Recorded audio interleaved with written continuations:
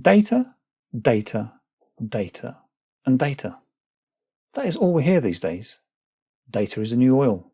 We are a data-driven company. Yada, yada, yada. GDPR, privacy, and those nasty hackers that want to steal it all. Can you tell me exactly what data is? For example, your credit score is some magical number that permits you to take out a loan. But the value, which might be 365, is it yours? We all naturally feel comfortable with the word data, but some of the definitions might surprise you. Keep watching to find out more.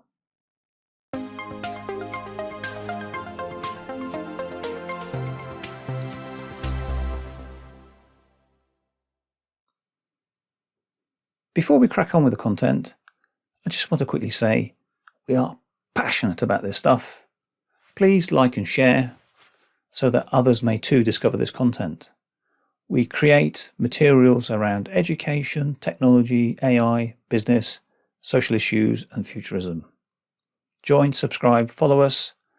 Let's now crack on with this video. It's about time we define data. So I typed into Google, define data, and these are some of the things that came back. Data, facts and statistics collected together for reference or analysis. Pretty straightforward, that seems fair enough. The quantities, characters or symbols on which operations are performed by a computer, which may be stored and transmitted in the form of electrical signals and recorded on magnetic, optical or mechanical recording media.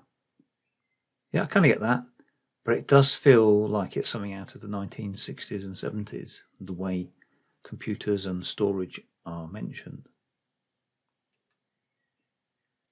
Philosophy. Things known or assumed as facts, making the basis of reasoning or calculation. Yep, that's really generalized, and we're going to come back to that because there's a couple of things in there that we really need to think about.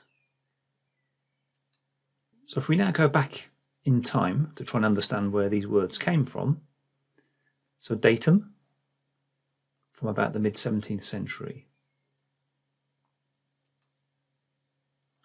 and then take that back a little bit more to the verb dare, to give. Well, data or datum is something that is given, like a date is given, or items in a spreadsheet. These things are given. So let's go one more time back to Google. And here we come across the Cambridge Dictionary. Information, especially facts or numbers, collected to be examined and considered and used to help decision making, or information in an electric form that can be stored and used by a computer. Yeah, all of these make sense. All of us intuitively know what data is. However, I just want to point out a couple of things. Something that is given. Yeah, so we are given something. We don't necessarily question it. We just take something to be true. Facts. So facts are true, are they not? You don't have alternative facts. Now, we could be getting a little bit too political here. We have facts. We all agree that the sun rises in the morning and it sets at night. These are facts. We don't dispute them. But now we go along to our philosophers, and they use the word assumed as facts. Now that no longer suggests we're talking about truth. Yeah, the sun rises in the morning is a fact and it is true. But as soon as we start making assumptions, we could potentially go down a slippery path to bias. Who is deciding what is true or not? We've started to open up a can of worms. Reasoning or calculation. So if we're starting to carry out reasoning or calculation based on things that are not true, or we've just assumed they are true, not that everyone has agreed. So we're not starting from a point where everyone has agreed. We are potentially heading down a blind alley. We are potentially opening up problems. And we're going to come back to this. Information. So facts and information are equivalencies. So are we saying that data equals information? Or is there a hierarchy? Do we use data to create information? And that is a great topic that we will cover in this section. Big data. So if we've understood what data is, then what about big data? So we are living in a world of big data. Big data. Extremely large data sets that may be analysed computationally to reveal patterns, trends and associations, especially relating to human behaviour and interactions. So we've moved on very subtly from facts being the basis of something that we can agree about. Facts are always true. And we're moving up into human behavior and interactions. So there's something else that's going on with big data. We're using it to find out. We're analyzing, we're carrying out analytics, we're drawing conclusions, we're taking things to another level with big data. So much for the definitions. Let us now take a look at the data held about you. I'm hoping that you will be shocked. We have created a separate video exploring data brokers. Please watch that. Here's the link to find out about these companies. But for now, let's examine this infographic. We have data on a 32-year-old male. 32 is a fact. Homeowner. Another fact. We have some details on purchases. Now we see several derived pieces of information. Card utilization index, economic stability indicator, and discretionary income score. Our data and patterns have been used to calculate something that is of a higher order. Perhaps we could even use the word meta. Meta? Are you thinking of Facebook?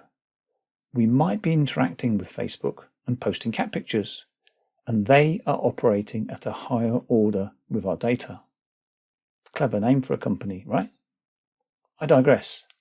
Let's get back on topic. But it is scary, yes? Oops, I need to stay on track. We have discussed definitions and seen how they could use our data in the real world. The point I want to make here is this. We are not just dealing with facts or symbols, or your age being 32. The relationship between these pieces of data and information is where real value can be found. We will now take a look at some of these relationships. And you may have come across this model. The data, information, knowledge and wisdom, D.I.K.W. Again, the link is up there for you to investigate. And there are different discussions and versions of this model. So right at the bottom, we have our data. Know nothing. So we have our symbols. We have our data points. It could be a phone number. It could be a collection of alphanumeric characters. Doesn't really help us much. We need to structure and we need to organize that. And that brings us to information. Know what? So who, what, how. To be useful to us, it needs to be organized. It needs to have some kind of structure. And if we go back to our very first definitions and remind you of the Cambridge Dictionary definition where they use the word information, potentially that would cause a little bit of confusion because they're saying that information equals data, whereas actually information is some kind of structure around that data. So know what. If we go up another level now, the know-how. So we need some kind of framing, some kind of intuition, some kind of context, some kind of knowledge that tells us what this information is about. So for example, the data is from a phone book. Then as we move up another level, we have an evaluated understanding or wisdom. So what can we do with this data? How can we act? So where can we go? What could we do? So we have an evaluated understanding of what this data is and what it means. So we go back to our Getty Museum. At the bottom level, we've got a picture and some GPS data. Doesn't really help us much. But we can put some context and we can say this picture and this GPS data relates to an art gallery. So we know what. And then the knowledge, some kind of framing. If we've made multiple visits, we can then arrive at an understanding of that I like art. We can arrive at an evaluated understanding that I like art. So this gives you an idea of how we can use data and we can derive some kind of wisdom at the top. So we go back to one of our earlier slides in one of our earlier lectures where we were talking about data brokers. We saw how much data had been collected on us. And if we just pull out one of those line items, we can find out what we're interested in. So in this case, action movies, and that we might want to be carrying out some home renovations. Now that derived understanding, that evaluated understanding, will have been achieved through data, which might be Facebook likes. And if we've liked painting, wallpapering, then perhaps we will arrive at the top as someone who's interested in DIY, and perhaps I'm a person who's about to buy products in that arena based on previous knowledge where I've bought products that I'm about to carry out further home improvements. Perhaps I'm in the market for a home extension. This data is about me, but this derivation, this stacking of understanding and structure so that actions can be taken.